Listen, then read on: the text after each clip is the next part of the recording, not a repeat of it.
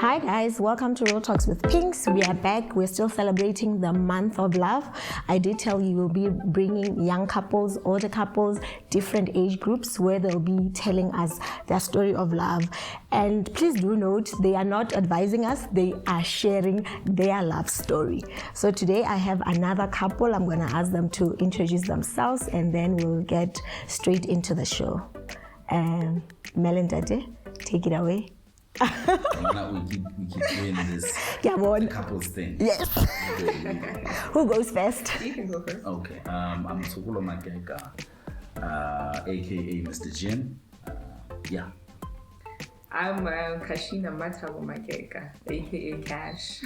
Oh, okay. Mr. Jean and Cash. So for the purposes of this show, I'll be calling you that. So can you please tell us and the viewers how you guys met and what was your first impression of each other? Okay. I'll start. Okay. Because I saw her first. Oh, really? Yes. So it's funny you ask this. I wrote this in a group and then somebody called me a pervert. I didn't think about it like that because I'm an 80s child, and in the 80s I realized now a lot of things that were romantic were actually a bit weird. But hey, so I was at the gym now, at the top level, doing my runs on the treadmill with my best friend who we grew up with. And then, you're up there and you see down the pool. Now, I don't normally look down there, but I saw someone swimming in the pool. And I was like, okay. God, so then she got out of the pool and I saw her and I asked my boy, like, who's that? And then he said, you don't know who that is? And I'm like, no, I've never seen her before. Who's that? He said, no, it's Kashina. What is that name? And he's like, dude, what do you mean Kashina? So I hadn't been around for a while. I wasn't living here. And then I came back. So, okay. Like, no, I don't know her. Cool. No problem. So that's the first time I saw her. And I was like, I think he could tell by the way I was looking at her that he was just like, dude. Okay. Yeah. Eyes back in your head. Okay. But then after that, and I'll let her carry on this part, because after that time passed, I didn't do anything about it. I didn't go to say hi. I just saw her, observed it, and I saw something I like. And then fast forward to a work experience where I had a complaint with her then employer or her current employer. Okay. And I wrote to the MD complaining about the service I was getting. I was really pissed off. And then I see the MD responded via somebody else and he copied a name that sounded familiar. I said, Kashina. There's that name again. This was months later, and then I'll let her tell the rest. Okay, I met him through work. It was actually just before lunch, and I received an email from my boss who was Portuguese. He's like, hey Cash, send you an email, please deal with this client. So I'm sitting at my desk reading this email. As I'm eating my lunch, I'm like, one of those, like it's a huge paragraph, but it's basically a customer complaining about the service he received through my employer. So right at the bottom of the email, the signature says Tshokulo Makeka, and I thought this name sounds familiar. And so I'm getting quite irritated and I'm thinking, what is he doing back in Maseru? I thought they lived in South Africa now. What is he doing? So basically that's how I met him. Fast forward a couple of days later, I called him up. I had to go and present a loan phone. And he was out of town. Then he came back and we met. When we met, the particular day that I went to hand over the phone, I remember I got out of the car, he was standing there, I greeted, introduced myself, I gave him the phone, and he just stood there looking at me. And I remember thinking, this guy has the biggest eyes, puppy dog eyes I've ever seen. I remember thinking that. And he just stood there for a minute as I gave him the phone. His hand was sort of like outstretched, and I'm thinking, take your hand back, But yes, that's how we met, basically. And yeah, everything else just sort of flowed from there. We communicated through work, and then I had a business. We had mutual businesses, and yeah. And then you guys, when did you start dating and, Oh, wow. So after that, I was actually we had a restaurant, and I was in a restaurant with my brother and my friend. And then after that, I told them, I said, yep, it's about to go down. I remember, yeah. So then, I can't remember the time frame, but then we started dating, seeing each other, enjoying each other's company. And it was something really different for me. I mean, let's be real. We live in a world where people have passed, they have experienced. Of course, you've dated before. Yeah, dated and done some other things that you don't categorize as dating, but it's life. Yes. But yeah, she was different for me. Something very different. Something that made me feel very, what's the word? Excitable and risk-taking and doing things. I remember I kept telling her, she used to think I was a bit crazy. I'd talk a lot and I'd tell her a lot of things, and I'd tell her like, no, you make me want to do things that I haven't done before. Don't worry about it. So yeah, a lot happened. I'm sure some of your questions will go in there, but a lot happened because there was a lot of adventure going on there. Fast forward, here we are. Okay. How many years have you been married now? 5 years. This is our 5th year. Your 5th year. We dated for 2 years and then we got married. So we've been together for 7 years now. Oh, okay. That's been a while now. Oh, okay. So tell me, when you decided now we get married, I'm introducing her to my parents. If you do that in your family, what was your first impression of your family, of Tsokolo? Okay, I'll take this one. I will answer this one first. So we dated for like, I think 2 months, 3 months. And then he told me that he wants me to meet his mother. And he said, my mother's in London, so I want to introduce you to my mother. And I think he made it very vocal that he wanted to marry me eventually. Obviously, we just started dating, but he said eventually. And I was like, man, he's lying and, trying to impress keep your neighbor, as they say. But it turned out, 2-3 months, he's like, we're going to London, you're going to meet my mother. Because I want my mom to tell me, to know you and, let me know what she thinks of you. So I met his mom, and I think we dated a couple of months more after that until we fell pregnant, and then eventually that's when he was like, well, we've always said we're going to get married, so I guess that's like the short version of it. But my mom, God bless her, I love her to death, and she's always kept the same principle that if you make my children happy, then I love you, I like you. Okay. And I was very happy, obviously. I'm not the type, I was never the type to introduce people to my parents.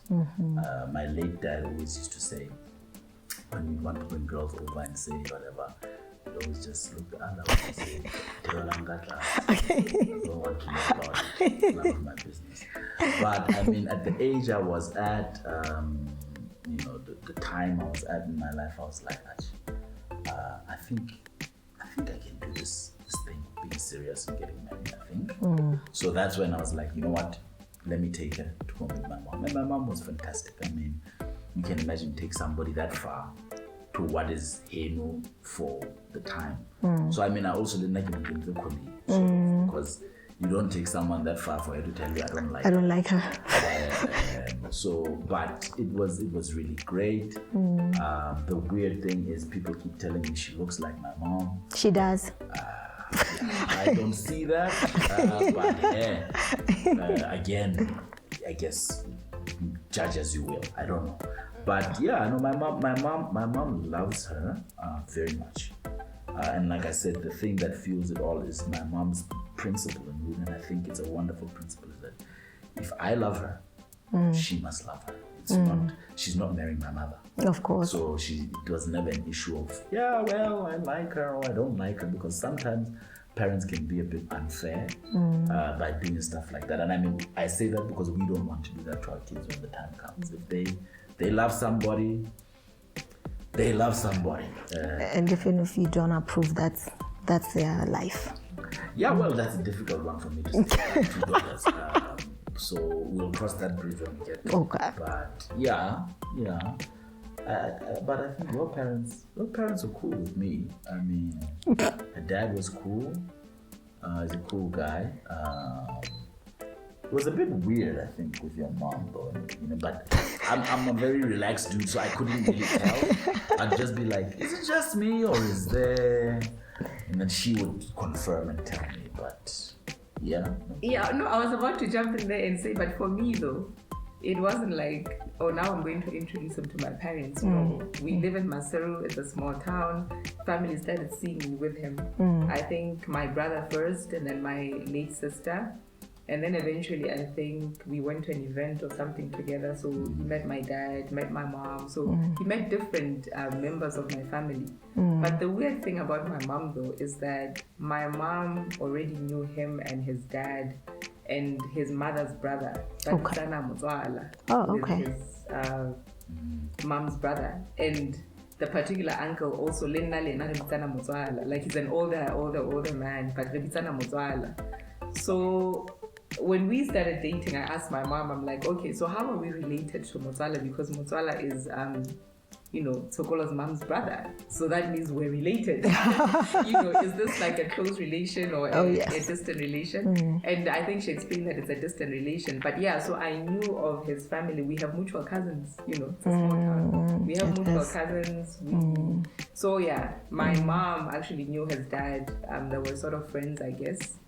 So yeah, so it's not like I was like, okay, today I'm going to introduce him to my family. No, it just kind of happened. They started seeing me with him, and I remember we took a trip to Gacha for a cousin's wedding, and my dad saw him, and he's like, so what do you say now? Because my dad had always been the one that encourages me to basically, live my life, travel the world and whatnot. He's been in aviation for over 20 years of his life. So he was always the one advocating for, no, Wanaka, study, travel the world, do this and do that. But when he met him, he was like, Mr Makeka. So now, and I'm like, how? It's only been 6 months. What are you?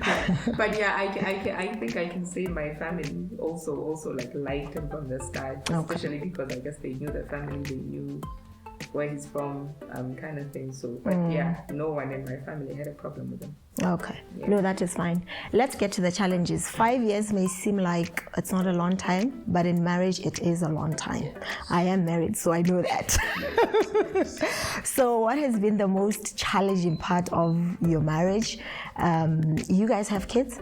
Yes, we do too. You have 2 kids? Yes. And you just had the second born now? Yes, we have a 4-year-old and a 4-month-old. Oh, okay. No, before we get to the kids part, I want to know what has been the most challenging part. I say this because last week a couple I interviewed, the lady said, I loved my partner because he seemed so respectful at the time. But you can only tell once you're married to someone if they'll maintain that respect. Because we know in marriage there's conflict and so many other things. So what has been the most challenging part, and what have you learned about one another during that time? Because I think during challenges, that's when the true self comes out. True. Yeah. You want to start? No, you can. Okay, so I think when we met, I was very defined about Nadi Mutazwa, right? I've often been called an old soul, that kind of thing. So I know a lot about myself and about stuff and all of that. So I'd like to think. Yourself and she was not like that. She was very happy-go-lucky, very enjoying life, about her, discovering things, and she was at that phase. And I mean, I'm not that much older than her, but there's that difference. So when we got married, there are a lot of things that, for me, I figured were given that she would just get. And there were a lot of things that I figured that you know what I mean? But if I can say the biggest challenge, and I'll sum it up, because marriage is a series of challenges and a series of victories. You never really stop. But it's not easy learning how to live with another person. I think it's one of the true tests of life. You don't have to go through it, but if you do, test because you take for granted what it's like growing up in a family and this, and you get used to it because you're born into it. But now, here's a person who does things this way. You do things this way. You look at life this way. But we're supposedly going in one direction. Many challenges can appear from that. I mean, some of them are even issues of missing your old self, missing the things you used to do, missing that, and fighting for that person because you feel like you're losing yourself. But funny enough, from her, one of the biggest lessons, and I mean, I've learned this in marriage, that you learn as a man, you learn from your wife a lot more than you think. Okay.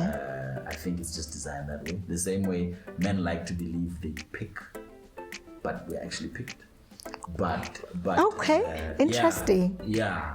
But I learned to be flexible from being with her, because at the end of the day, being whatever I want didn't help if we can't get it together. Yes, definitely. So for me, that's what I'll say. Okay. Yes. To add to that, okay, I'm trying to think of what I would like to reiterate. I agree with everything you said, but also for me, the biggest challenge was, I guess, with us girls, you read social media and it's always the one that loves you will do this, the one that loves you will do that, they'll adore you, they'll do this, they'll do that. So I guess I would say I was very self-centered, I would always be like, why don't you do this, why don't you do that, whatever. And your expectations. Exactly. So what I learned from him was more to say, for us, not you, not me, for us, what are we doing for us, what is important for us. And I guess having to change my mind of thinking from what I want or what he should do for me in this relationship to what is good for us and what is good for the relationship. One particular trying time for us was we got married, as I said, I fell pregnant and already we got married. We got married when I was 39 weeks pregnant, actually. Yeah. So you get married and already now there's this child. So now you are learning to live with somebody that you haven't really lived with. You are raised differently, and now there's also a child. You're raising a child together. And like he says, there are certain things that, yes, you agree on, you've spoken about before, but the way they carry out or the way they play out, you would expect that they play out differently. And also, there's also, family expectations, cultural expectations, all those other things. So I would say we got into this marriage and hit the ground running, and that first year of marriage was really tough. Like it was. That is when we were going through the most. And I guess that is one of the periods as well that really brought out now what kind of person am I, what kind of person is he. So we learned a lot from each other, from interacting from one another, and through many fights, through many, it wasn't all nice and pretty. But at the end of the day, we both learned our lesson and we both had to adjust and say, okay, so I have to learn to be this way, or I have to learn to be this way. So we both went through the most together and while trying to make this thing work. And also now there's a child involved and there are compromises and things going on. So I know a lot of people like to say the honeymoon phase is the first year of marriage. No, for us it was different. It wasn't. We went through the exactly. Oh yes.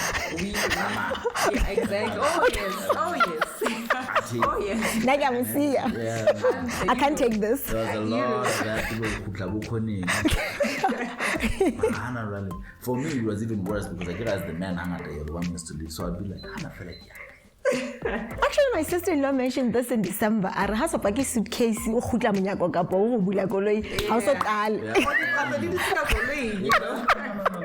been a lot of that. There really has. Neighbors with strange looks in the morning, kind of like, what are you doing? What's going on? Yeah.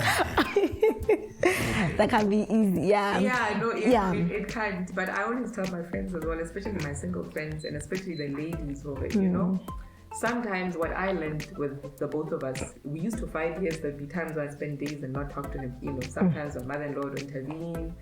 But lately, though, when we have a fight, even that first hour, I'm not okay. So I usually tell my single friends, if you're not willing to come to a place where you call somebody up after you have a fight, even if you believe that no, it's his fault and he believes it's my fault, you're right? but to call somebody up and say, I don't like how things ended, so I'm sorry we are at this place, I'm sorry this is where we're at, but please have a good day and I love you. You're not saying I'm wrong, you're not saying yes, I'm admitting fault or whatever, but you're just basically making peace for the sake of your relationship. Yes, and I guess definitely. this is where sometimes you learn how to disagree or to pack it for later, to say, you know what's important is that you are okay and you have a good day. So this can continue later. Fighting and whatever, but for now, this is what's important. And also, like I said, for us, we have businesses together and we have children together. So even when we fight, I still have to talk to him. Be like, what do you want on this quotation? Yes. Where's the email address? So you have to. It teaches you to grow up and say, okay, let me be mature about this. As much as I'd like to spend 2 days not talking to him and move out of the bedroom and do this, but why? It's life. I fight with my own brother. I always say I fight with my own brother, you fight with your siblings, and let alone there was no way you're not gonna fight. Absolutely. It's a given. Absolutely. We can't end this one without talking about the kids. So a confession, they'll know. So I'm not too big on kids, but since I saw you guys raise your 4-year-old, I've been very, what's the word? When I see your child and you two become such involved parents, I actually want to have kids. Just because of your child. Yeah, because I don't live with you, but you are such a present father. So I want you guys to tell me how kids have changed your life. And maybe the romance as well, because now you have 2 kids. I must imagine things are not the same. So how do you fit in being Cash's partner and now being a father, being a businessman, all of that? How do you balance that to see that you are playing all the roles, you are a mother and all the roles? Well, you wouldn't say it. Kids, never wanted. Really? Never. I never saw myself as that guy. Oh, wow. Never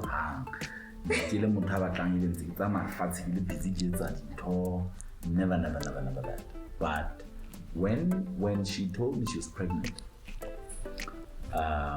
something happened inside me, and I was like, I got excited, which is not what I thought was going to happen. I thought it was going to be, oh damn. I got excited. So ever since then, I realized that there's something inside of me itching, and maybe it's because I lost my dad, and I understand what the role of a father is more now that he's gone than ever. I told her it's very, very important for me to be intentional about what kind of father I'm going to be to our kids. So they, for me, I mean, even in the beginning, like she mentioned when we were married, was a challenge because there were times I'd have to tell her things and she'd hear it, but obviously we hear things and say things. You don't hear Kamuchana, but I'd tell her sometimes, yeah, no, I love our children more than I love you. And she'd be like, why? And I'm like, no, don't no. But Rana didn't ask to be here. We are the ones who brought them here and they can't do anything. So it's not that I love you less, but Bona, there's a different deadline. It's a different responsibility, it's a different imperative. And we used to fight about it a lot, but then the irony is she's an amazing mother. I think she's the most amazing mother. And I'm not blowing smoke up or anything. I mean, like, genuinely, she has a thing with kids. I think people know and know that her and kids, even other people's children, they light up more now. It's about like adults don't play with kids. I don't know how to play with kids. She plays with kids, like proper plays with kids. There she goes. Oh, okay. We're coming now, my friend. You okay? You wanna come in? Or you wanna go look after your sister? Either one. So yeah, so yes, this is now part of life. The kind of stuff that happens, but they're amazing because when you realize that children are not your possession, I mean, it's one of the things I tell all the time. We are when we agree on it, we're here to look after children. They're not ours. They have their own lives, they have their own personalities. They may not know how to talk. Like our youngest, who's 4 months, Ubua. And I tell her all the time, I'm like, I can't wait to hear her speak because she's opinionated. And I can tell. She's like super. She lets you know when I don't like this. Where are you going? She doesn't say these things, but she communicates them. Yes. And you only realize that when you afford the child the opportunity to say, that is a person. It's not a thing. And I mean, that's a Sotho, unfortunately. And I think even not just a Sotho and old school thinking is more, children are meant to be seen, not heard. Children are things. They are not people. You see just from the way they're treated. That's the normal thing. But for her, I mean, she makes it easy to be an amazing and present dad because being at home is fun. She makes time to make my kids' life fun. She takes good care of them. She's an amazing mother. I want to cry. I mean, it's one of the things, I mean, even sometimes when I think about going out, say for a drink or whatever, it's come to the point now where I'll be like, yeah, but I want to go out or at home. Because, and I mean, lockdown did a lot. I mean, we got to be real. We're spending at home. Yes, working from home. But it was amazing because I got to see, I'd never seen my kid for that long, you know, and I realized, oh, geez, down on the maternity, this is what you got to see. Like every day you see this person doing things.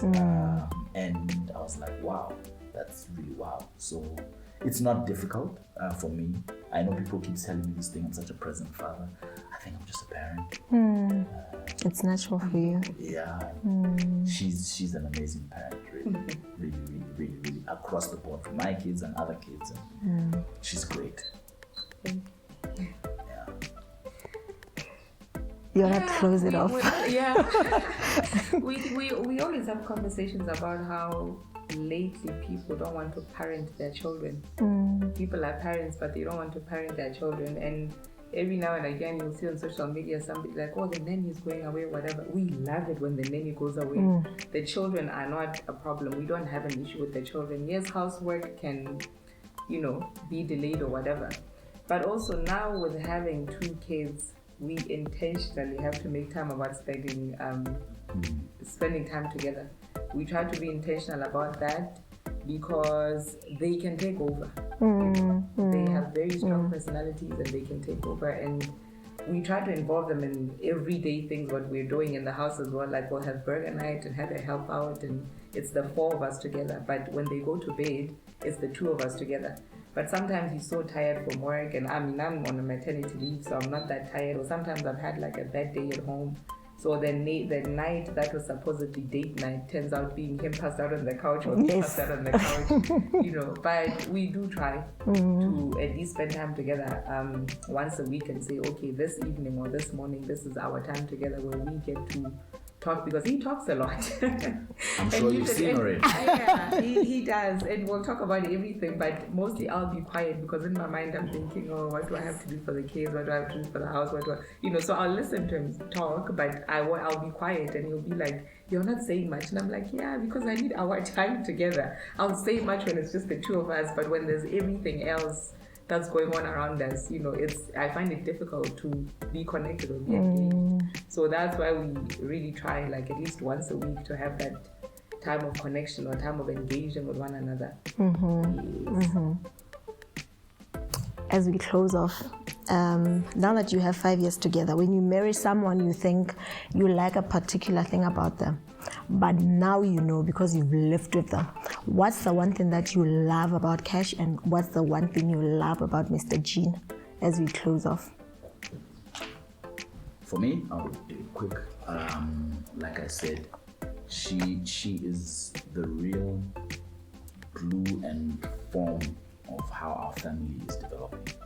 You just need to look at my kids and you see her imprint is there. I mean, people say they look like me and all of that, but for me, that's what I love about her. The way the energy she brings to our family. It's phenomenal and it's beautiful. That for me, biggest thing. For me, I think it's the old soul part of it. Like, yeah, but I'm sold. Or not. You hear him speak English and you hear him like do certain things, but His principles, I love his principles, I love his values, he's a man of his word. He's very, he's a man of his word, and he is, he wears so many hats, professionally, socially, whatever, but when he's with you, you feel that I have this person's undivided attention, he's with me. And I think one thing that I liked about him from the beginning, he didn't just care about us having fun together or, us traveling or us doing these things or whatever, but he cared about my own personal development. To be like, so what are you doing? Yes, you're working there, but what are you doing? What are you doing for yourself? What's going on outside? How do we make money so we can enjoy these things that we love so much? But he's a very serious person, and even in a relationship we will sit and plan and say, this is what we're doing. He always says, I love spending money. He always says, I love spending money, but honestly I love to spend money on travel. I'm not very materialistic. I'm a very simple person with simple tastes, but I'll spend money on experiences. In fact, that's the word. I love to spend money on experiences. So he's very, he's the planner in the family. And before that, in our relationship, I always felt like he keeps me rooted and centered, because sometimes a lot of things can happen around you and everything can go crazy, but he's that one person that I can always come to and I feel like I'm home. It's always been like that from the start. When I'm with him, everyone doesn't matter. My friends will complain that I'm not on the phone, I don't talk to them, or not on WhatsApp, and usually when we're together, I just feel like I can go for my phone without hours. Like, I don't need anything else when he's there. So it's always been like that. And I think that's why even when I fell pregnant and he said we should get married, there was no fear. I was just not, expecting the pregnancy at the time. Yes, I was depressed about it, but there was no doubt in my mind about whether I had to marry him or not. I knew that this is what I wanted to do. And I knew that he was the person I really wanted to be with. This is so sweet. I should get tissues. Sorry. This is so sweet.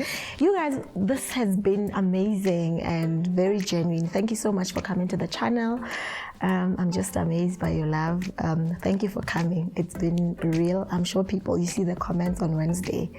We'll probably invite you again, Mr. Jean. You wear so many hats. Yes. Thank you for coming, guys. We'll see you in the next episode with another couple. Bye for now.